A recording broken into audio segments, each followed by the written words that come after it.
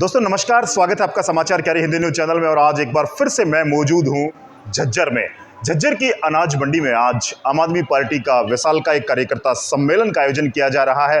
पूर्व पार्षद रहे हरिंदर सिलाना के संयोजन में बड़ी संख्या में यहां पर भीड़ उमड़ी है। और इस आयोजन को लेकर के, इस सम्मेलन को लेकर के झज्जर जिले की बात करें, कितना राजनीतिक प्रभाव रहेगा और आने वाले समय में हरियाणा में आम आदमी पार्टी की दस्तक कितना प्रभाव डाल पाएगी, इन सब सवालों पर हम चर्चा करेंगे। हमारे साथ श्री जगदीश यादव जी हैं, कमीशन ओबीसी और प्रभारी हैं वो महेंद्रगढ़ जिले के आम आदमी पार्टी के। तो आइए बात करते हैं। सर स्वागत है आपका। सह प्रभारी सर स्वागत है आपका। Thank you.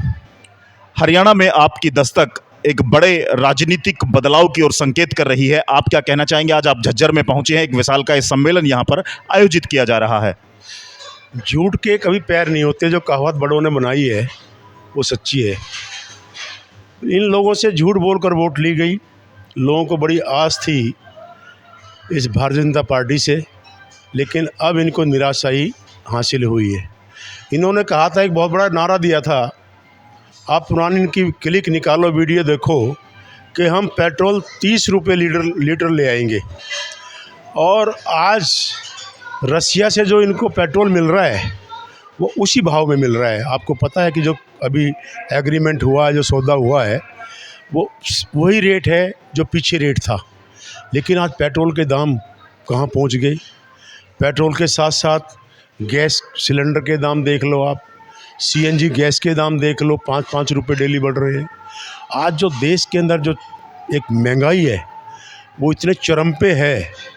रोज़गार के नाम पे नौकरी नहीं है, बिजनेस के नाम पर पीछे जो ये कोविड आया उसने मार दिया लोगों को।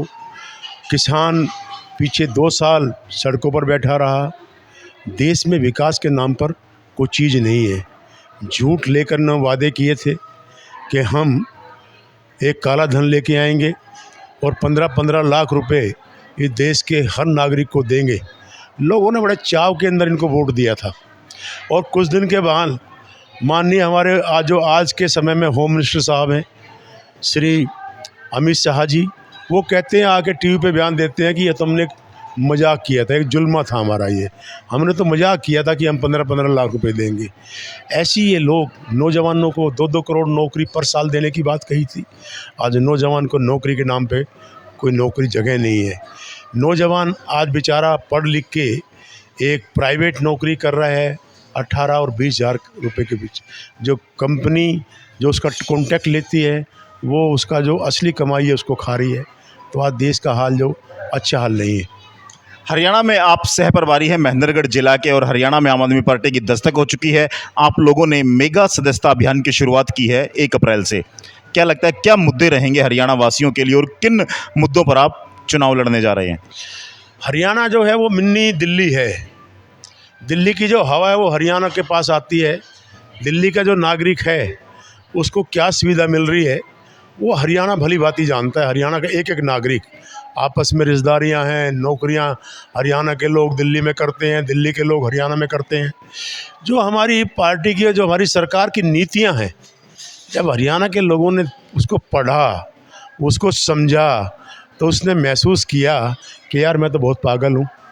आज हरियाणा के जो बच्चे पढ़ने के लिए जाते हैं उनको अच्छी शिक्षा नहीं मिलती। वही दिल्ली का पड़ोसी राज्य है, वहाँ का स्कूल, आज दिल्ली सरकार जो है, केजरीवाल जी की जो सरकार है, उसने स्कूलों को ऐसा डेवलप कर दिया कि जो इस पूरे संसार का सबसे ताकतवर देश अपने आप को कहता है अमेरिका, उनके राष्ट्रपति जब भारत में आने की बात चल रही थी उनके घर में, वाइट हाउस में, तो वहाँ राष्ट्रपति जी की पत्नी और उनकी बेटी ने ये कहा कि माननीय राष्ट्रपति जी, हम आपके साथ तो चल रहे हैं, लेकिन हम दिल्ली में, हिंदुस्तान में जाके जो केजरीवाल जी का एजुकेशन मॉडल है उसको दिखाएंगे आप, तो हम आपके साथ चलेंगे, तो नहीं साथ नहीं चलेंगे। आज वो अमेरिका जो शिक्षा में अपने आप को सबसे बड़ा देश मानता है, उस देश की राष्ट्रपति की पत्नी दिल्ली के एजुकेशन को मॉडल से को देखकर वहाँ से कुछ हासिल करके अमेरिका में जाके उस मॉडल को लागू कर रही है। आज ऐसा काम दिल्ली के मुख्यमंत्री ने किया है। एक हमारी हेल्थ की पॉलिसी, अगर हम हेल्थ की पॉलिसी हमारी आप सुन लें तो पूरा देश आम आदमी पार्टी का सदस्यता ग्रहण कर लेगा।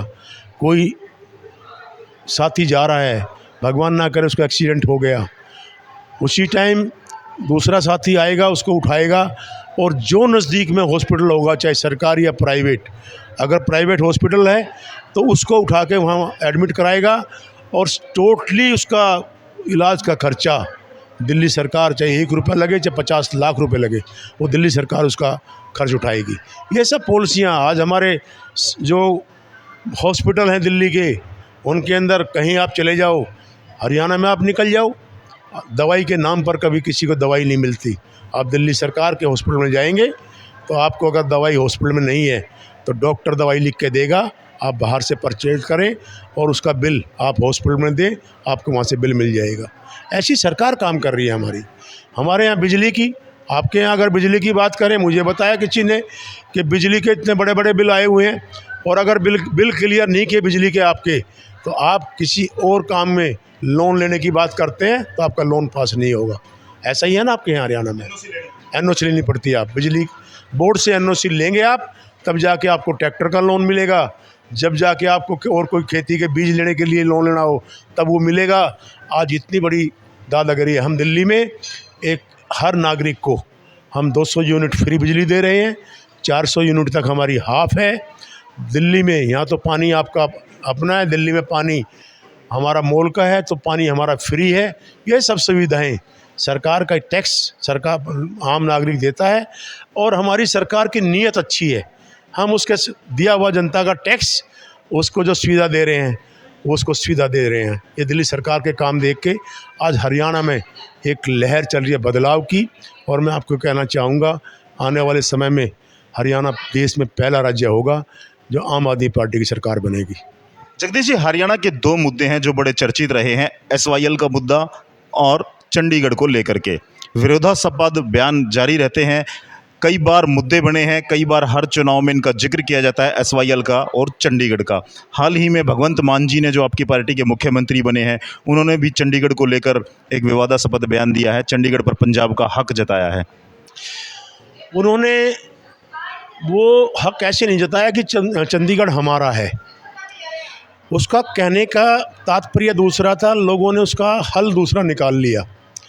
अमित शाह जी ने ये कहा था कि जो मेट्रोपॉलिटन सिटी हैं पूरे देश के अंदर, उसके अंदर हमारा राज होगा, और ये दोनों हरियाणा और पंजाब की एक ही राजधानी के रूप में चंडीगढ़ काम कर रहा है।